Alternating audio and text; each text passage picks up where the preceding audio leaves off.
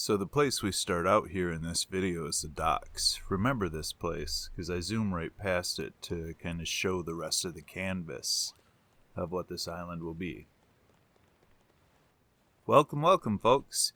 Today's video is going to be a little different than our normal artistic video, because I'm going to show you what I have built in a game about building things artistically with blocks, called DragonQuest Builder 2. It's kind of a blend of the DragonQuest series of games and Minecraft. So let's get into this. We just passed the place where the pyramid will be, which will make sense once you see it. But again, I want to show you that I built this entire island from this. This is the canvas. They give you basically a deserted island with nothing on it. And throughout the storyline of this game, DragonQuest Builder 2, you leave, go to other islands, and collect resources and people and bring them back here and build various sections of the island.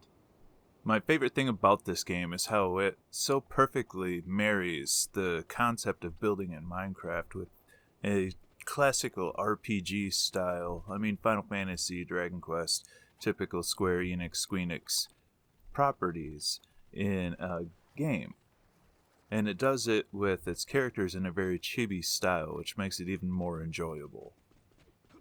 Now, the area that you've seen in the video in the palette run here I'm doing is what is showcased in this video. This will actually be a two-part video showing the garden and farm area, and the second video will showcase the castle and the docks and fishing village, which is connected directly to this beach, which I call Battle Beach, which is a part of the story, actually, in the game.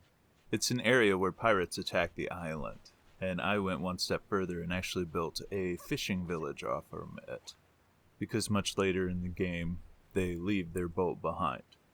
That being said, if you haven't played Dragon Quest Builder 2 and you care about some of the story, there's going to be some pretty huge spoilers, because I've completed the game. You may see things that give things away, so proceed with caution if that relates to you. So now here we are at the docks, which also houses my main base. I obviously play a girl. I actually play my RuneScape character I made, Deck Troll, in Dragon Quest. It's kind of cramped quarters in there, but there's a hidden switch system that opens the wall so that you can get to the button to lower the floor down to the actual base. And the switch. This game introduced magnet blocks, which allow you to move things around, which is a lot of fun. And here we have the kitchen. Make lots of things at once. And here we have the other workroom, where you can make whatever you need. And the liquid delivery system. Every type of thing you could use for your pot or need. Just walk up and swish, there you go, you have it. I saw somebody do this on Reddit and I was like, man, I'm going to figure that out. It took a little bit, but I got it. I got my own way to do it, I guess. And then Dectro's room. Hot tub, gotta have that.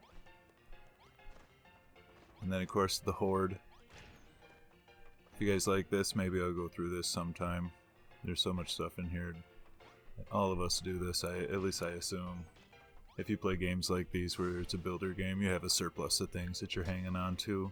They give you a tremendous amount of inventory room to be able to kind of do that in this. It is limited. You can't have infinite, but it is pretty nice.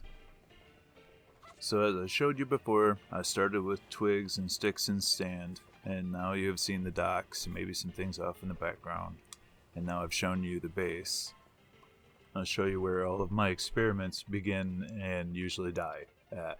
I played around with a lot of stuff in this. I liked to build and to kind of play around with ideas before I build something permanently. So now let's head through the mines and we'll head towards the pyramid here. This is a structure that your NPCs help you build.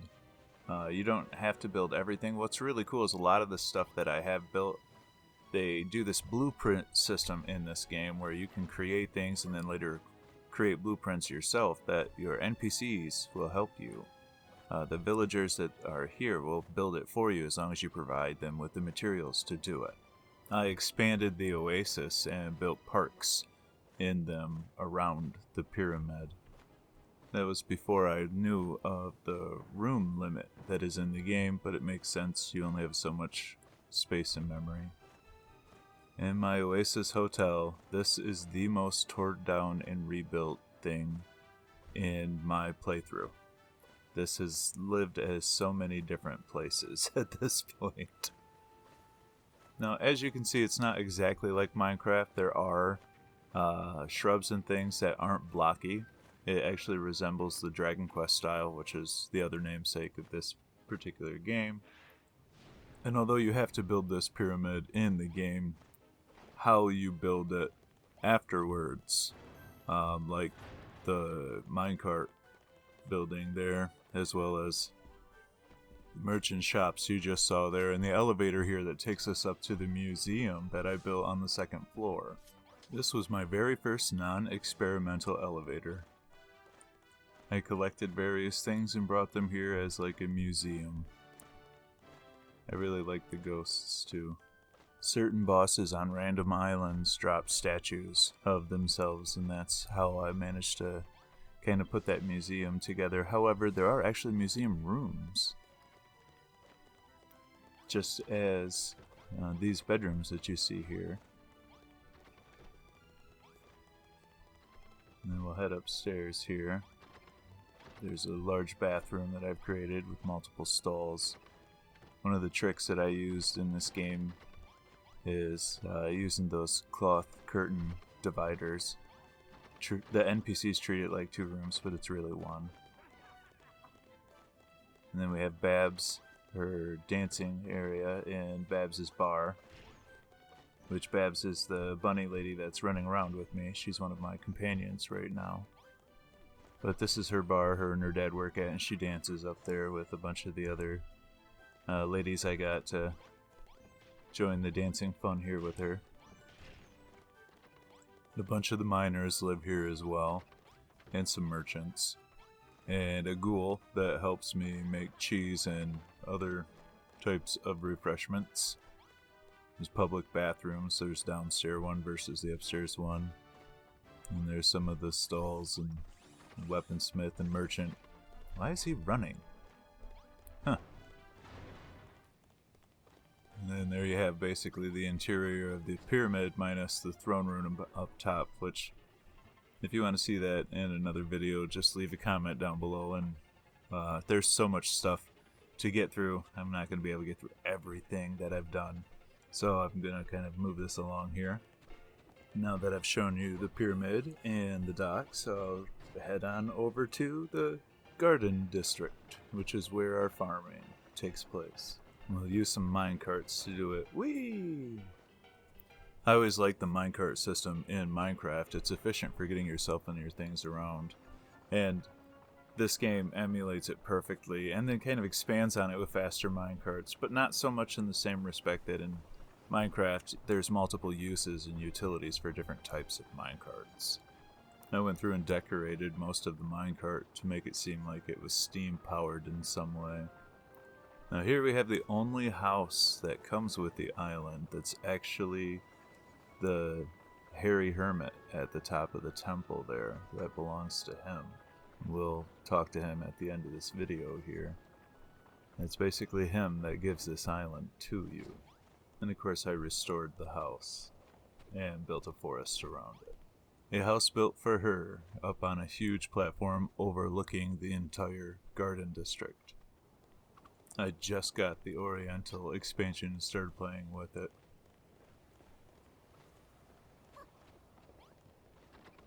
Inside all the houses, I usually finish them in some way, shape, or form. Right now she needs to sleep. It's bedtime.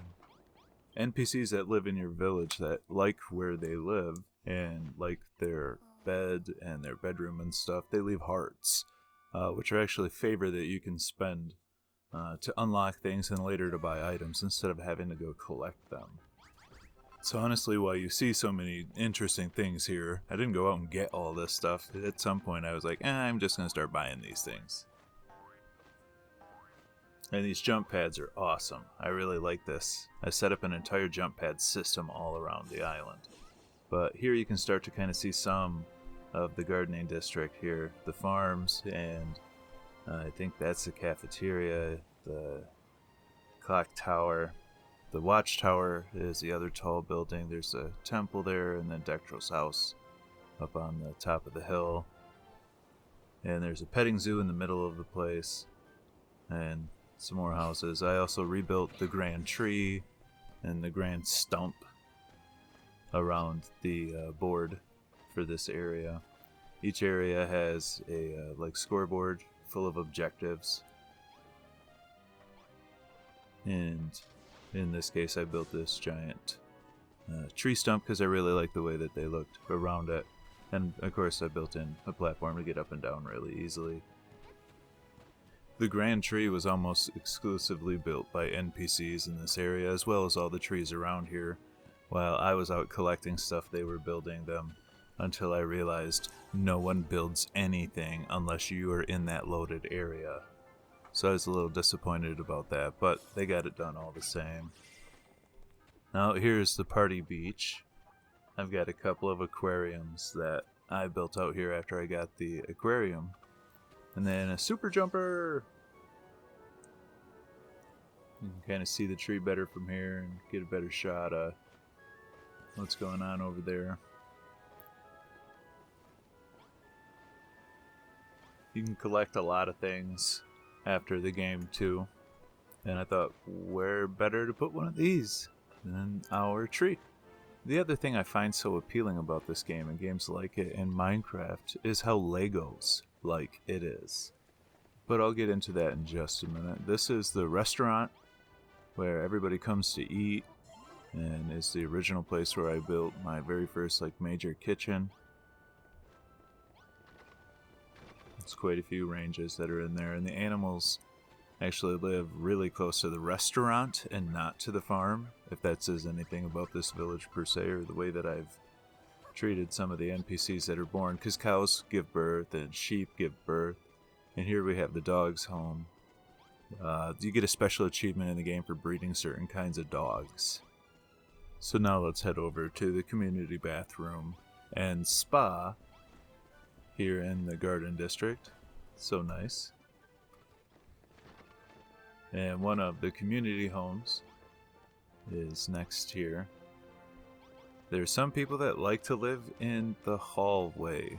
Like, they actually give you stars and ratings of how they like their room. And some folks, they don't want to be in a nice place. Here we have the petting zoo. You can actually ride the tiger-looking creature. So now we'll move on to the farmhouse, where I also have a residence register. That's what this is. You can control where NPCs are and where they go. And many NPCs live in these houses. Again, some of them love it in the hallway. It's just how it is. And here we have the barn, where all the residents that are harvesting things bring stuff to. It's very worked. And then all of the fields outside of the barn. Now we'll scoot our way to the temple here, the very first thing I built on the island. I really should probably do more with that. And this has been a pretty long video up until this point, so I'm going to kind of cut this short, head right up to the temple, and then in the next video we'll show you the castle and the dock area, as well as the fishing village that I built. One of the biggest complaints of Minecraft is that there really isn't a story. It's Steve in a world and then you explore the world. And there's much world exploration in DragonQuest Builder 2, but the story is so rich and driven that that's really what is going on. Until you hit the end of the game, and then basically you're allowed to build whatever it is that you want. The story is driven by giving you the pieces to build what is available. And here we have the temple where the Hairy Hermit, the only person to inhabit this island beforehand, the owner of the island who gives it to you to populate. I restored his temple simplistically. I didn't overdo it, but it's much more ruined than this at first. So this is where I'm going to end it for the first video. So if you like this, definitely hit like and let me know, and comment below, and I'll make more content similar to this. I do plan another video, a follow-up video, because that's only really half of the island.